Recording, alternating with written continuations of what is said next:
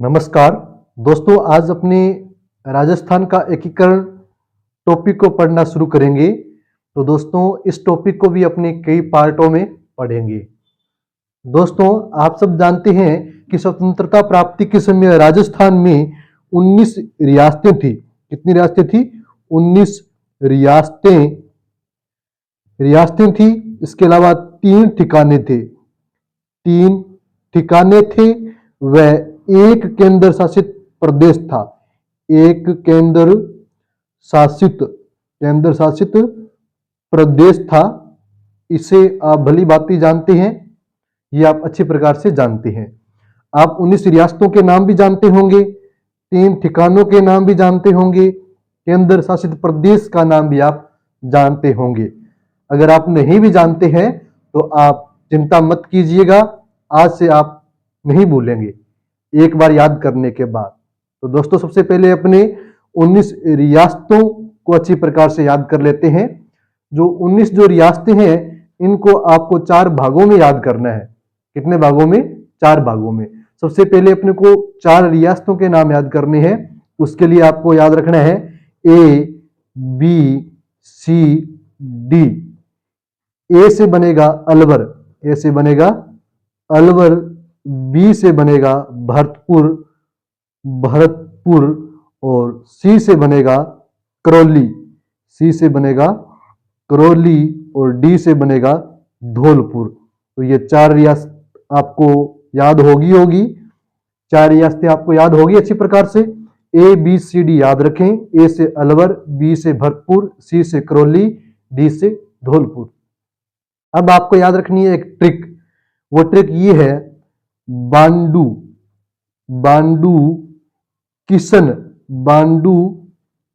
किशन प्रसा, टोकी श्यू, बुज्जा काटो। ये आपको ट्रिक याद रखनी है। इस ट्रिक से आपको 9 रियासतों के नाम याद होंगे। सबसे पहले अपने देखते हैं बा से बन जाएगा बांसवाड़ा रियासत। उसके बाद अपने देखते हैं डू से बनेगा डूंगरपुर रियासत। उसके बाद किशन से किशनगढ़ रियासत। उसके बाद प्र से बनेगा प्रतापगढ़ रियासत। उसके बाद सा से बनेगा सहायपुरा रियासत। उसके बाद टोकी से बनेगा टोंक रियासत। स्यू को आप छोड़ दीजिए। बू से बनेगा बूंदी रियासत और झा से बनेगा झालावाड़ रियासत। और सीधे पीछे बचा काटो का मतलब कोटा रियासत।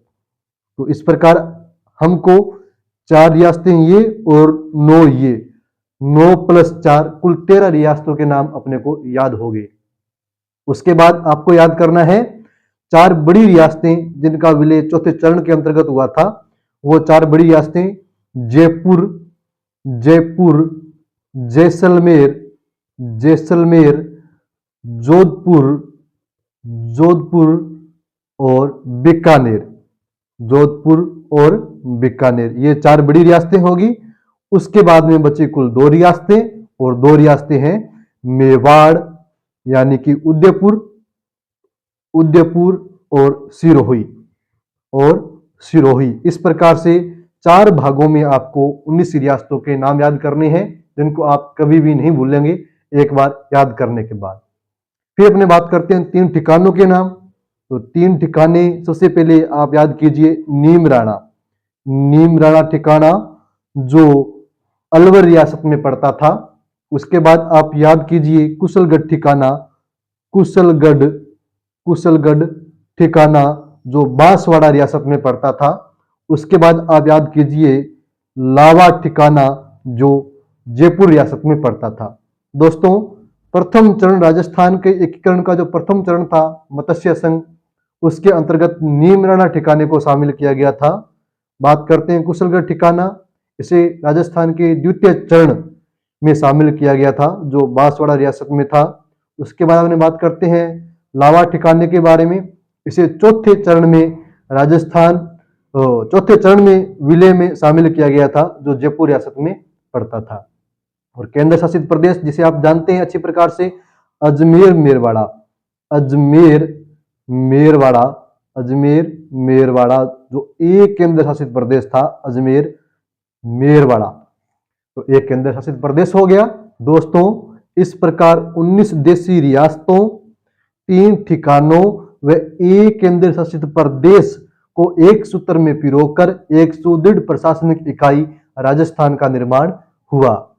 मेरे प्यारे दोस्तों, यह प्रक्रिया 17 मार्च 1948 से शुरू होकर 17 मार्च 1948 से शुरू होकर 1 नवंबर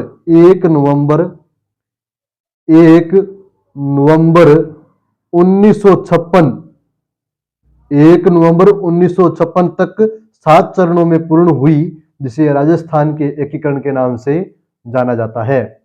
तो दोस्तों ये राजस्थान के एकीकरण से संबंधित पहली क्लास थी, शायद आपको अच्छी लगी होगी। आपको 19 देशी रियासतों के नाम भले ही भांति याद हो गए होंगे, 3 ठिकानों के नाम भी आपको याद हो गए होंगे और केंद्र शासित प्रदेश का नाम भी आपको याद हो गया होगा। आप अगर इस चैनल पे पहली बार आए हैं तो चैनल को सब्सक्राइब जरूर कीजिएगा, वीडियो को लाइक कीजिएगा, शेयर कीजिएगा, बने रहिएगा इस चैनल पे। अपने मिलेंगे अगली क्लास में, तब तक के लिए जय हिंद, जय भारत।